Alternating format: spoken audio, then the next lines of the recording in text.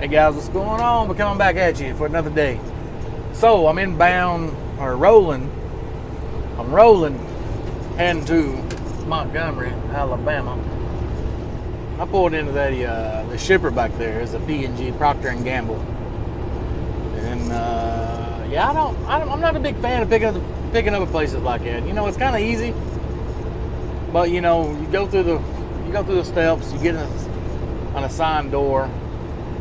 And from that moment, you go put your trailer in the door, unhook from it, bobtail over to a parking area, and you wait to get loaded up. Wait for it to be done. So I get there, put it at the door, and they said, "All right, here's some numbers.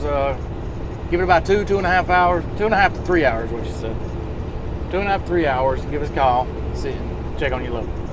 So right at 2.5 hours, I called. They said, "Yeah, it's over in spot 37 over on the yard." So I wheeled over there, hooked back up, and they took it out of the door and put it in the drop yard.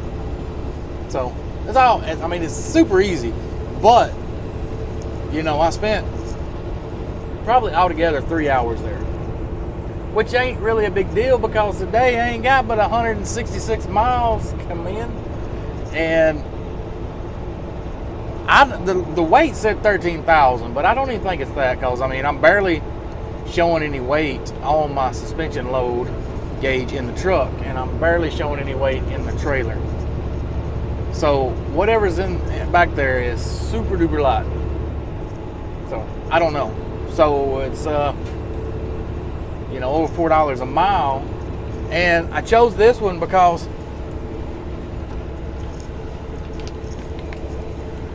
easy breezy.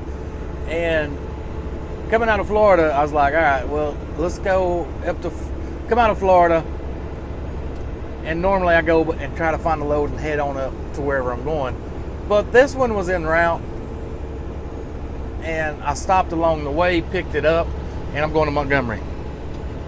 So that's why I'm doing this run here, and it kind of worked out in my favor, because normally you take a load to Florida, you get there and you unload first thing Monday morning. But this load, I was able to offload it yesterday. I deadheaded back up last night to Albany, Tennessee, or Georgia, and got to where I was going to last night really early in the day, and it's still Sunday. Woke up this morning to go pick this load up, and I'm going to be able to pick it up today and drop it off here in a few short hours. I got a 5:30 appointment. So, like, go back to what I was saying. Normally, you'd go down, drop out in Florida, deadhead up Monday, pick up a load, and take and deliver it Tuesday, and then be ready for another load, right? Well, this one benefited because I was able to get offloaded Sunday, deadhead up, pick up a load Monday, a short run, and still drop it off today, and still be in position to find another load in the morning. So, yeah. Anyway, we're en route. I'm about to stop and splash on a little bit of fuel. My fuel light's on.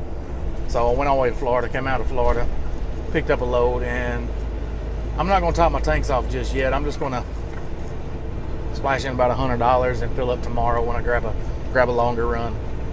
Anyways, guys, we'll come back to you here shortly. So we're just en route, about to hit the back roads of Georgia and Alabama, Highway 82 from Albany to Montgomery. Should be interesting. I don't think I've ever been on this run. Anyway, guys, come back to you in a little bit. Hey guys, here we are getting unloaded.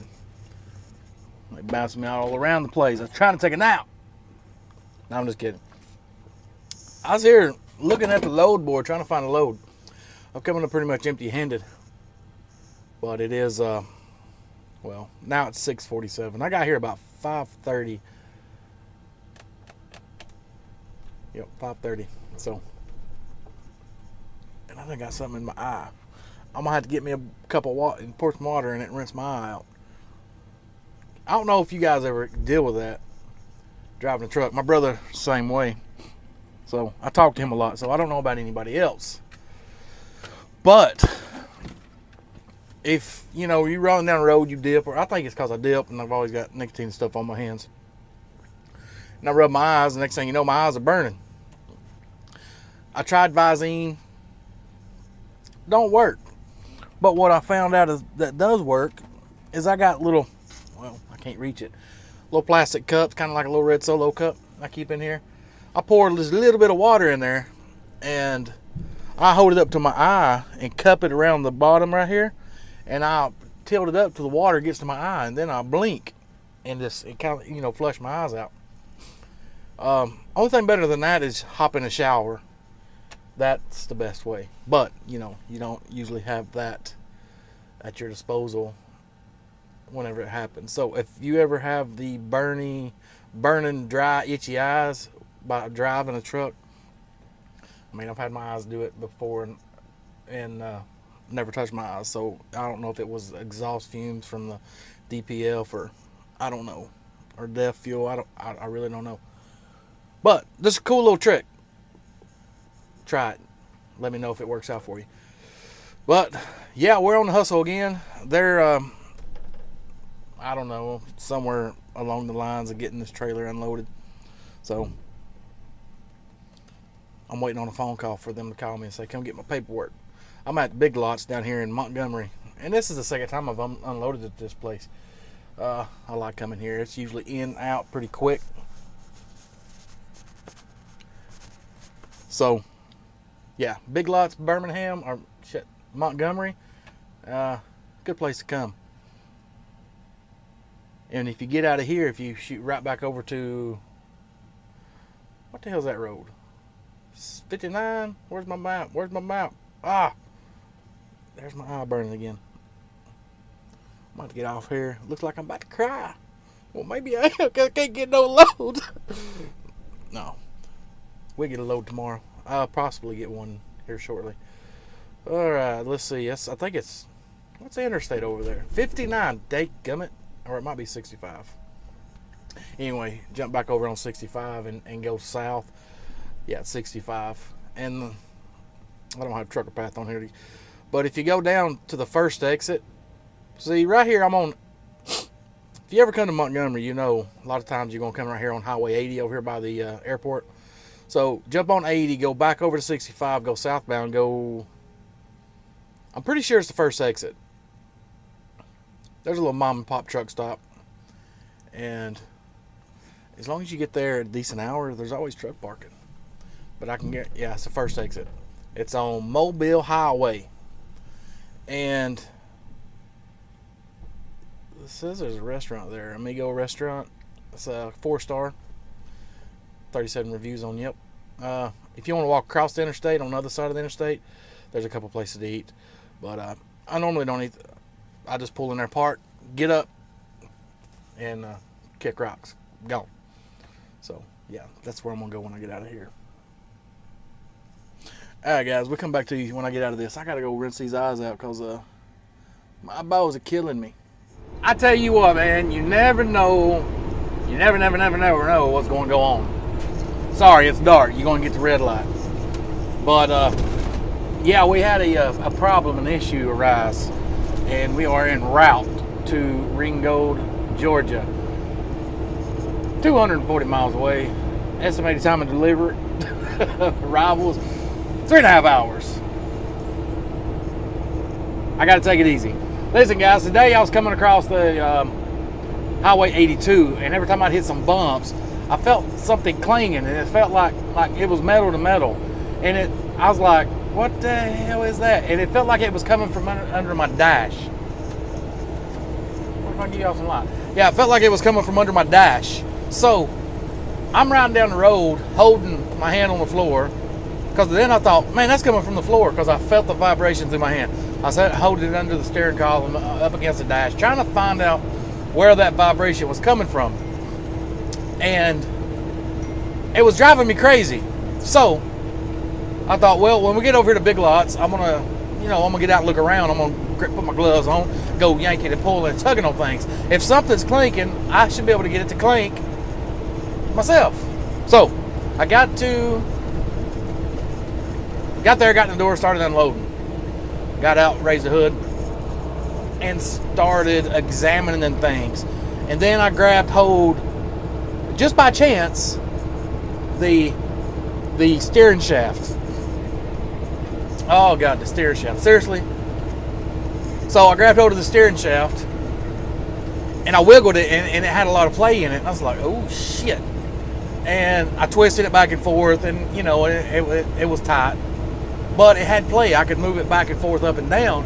And I leaned over in, and I looked up near the firewall, and that little rubber boot that centers the steering rod coming through the firewall had eroded away and basically deteriorated and turned into nothing. You had the bare rod sitting on the bare metal. I was like, son of a... Oh, well, let's see what we can do. Can I find a KW dealer down here somewhere? Probably, more than likely. And then before I even looked, I thought, screw this. I ain't been 3.5 hours from the house. More than likely, I'm going to have to wait on the part. And I would much rather wait on the part at the house than out here on the road. And I'd also much rather put it in myself at the house versus out here on the road. It don't look like it's going to be that big of a problem or issue, but I ain't taking no chances. I'm not going to put no load on here. I mean, even now, I'm paranoid. It feels like my steering's weird.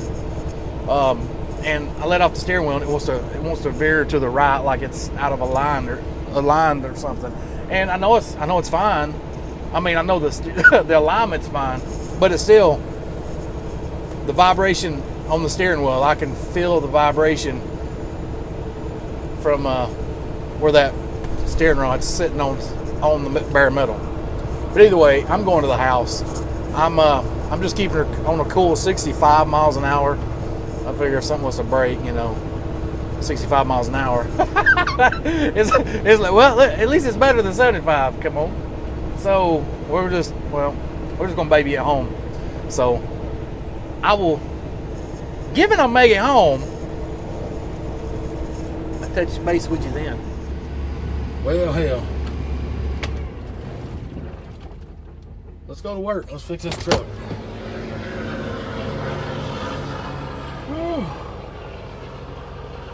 Mine's gonna sound like that for too long.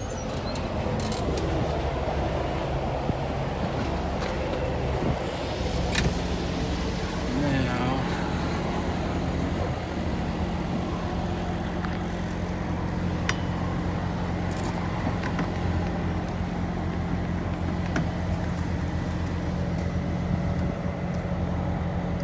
find this up in here.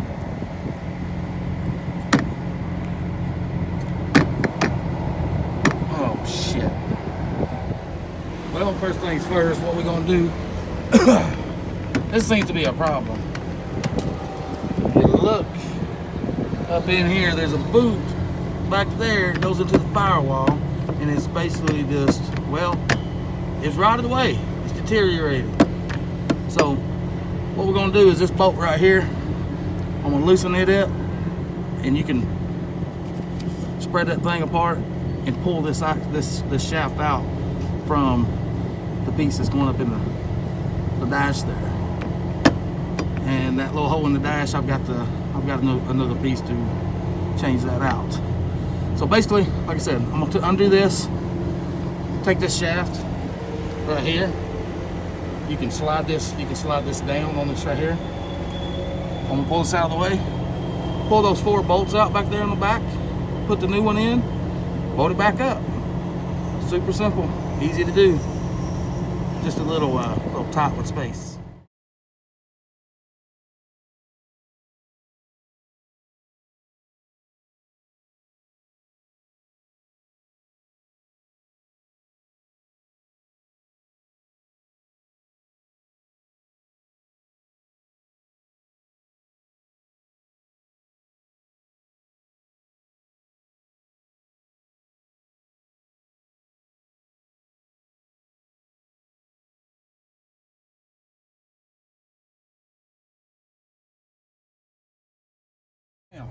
I beat on that thing, as you've seen, for the last 5-10 minutes, and it was only until I pulled out the, can you see that?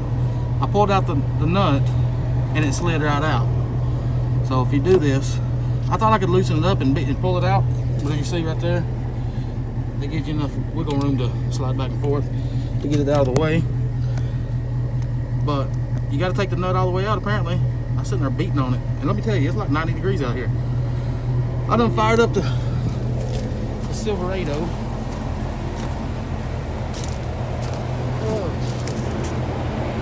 I fired up the Silverado. I got the air conditioner going, so I'm gonna get in there, cool back off, and then I'm gonna come jerk all that stuff off. That was pretty easy. So yeah, just pulled those 4 bolts out, and there it was. And I got the new part right here. I'm just gonna slide that on and bolt her down, and yep, that's about it. I had to take a couple breaks, cool off, but we got her bolted back up, and well, we're ready to go move some freight. It was pretty simple after I figured out you got to take this bolt all the way out, because there's a groove on this shaft right here. Take that bolt all the way out, and this right here easily slides off. This little piece right here, you can just pull on it and slide right off. Those little bolts up there, just 4 bolts. Slide the new part on, bolt it down, torque it down, and put it back together, and just be sure to tighten this all the way up. Well, that about does it. That about does it. So let's go look for some freight. Catch you on the road.